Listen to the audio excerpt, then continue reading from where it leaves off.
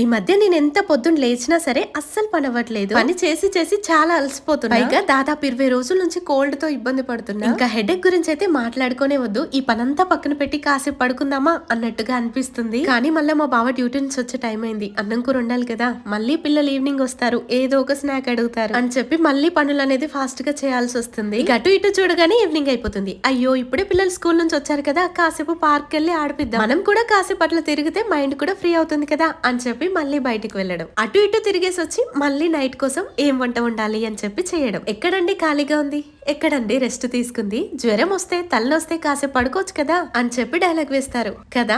ఎక్కడ టైం దొరుకుతుంది చెప్పండి. ఇక్కడైతే పిల్లల కోసం ఎగ్ తో ఊతప్పం కాకుండా అందులో కొంచెం శనగపిండి యాడ్ చేశాను. టేస్ట్ కి టేస్ట్ అండ్ అలాగే కొంచెం క్వాంటిటీ కూడా ఎక్కువ వస్తాయి కదా. నిన్న మా ఈవినింగ్ స్నాక్ అయితే ఇలా చేశానన్నమాట. మీకు ఇలా అనిపించింది కామెంట్ చేయండి. అలాగే నా వీడియో నచ్చితే లైక్ చేయండి. Thank you.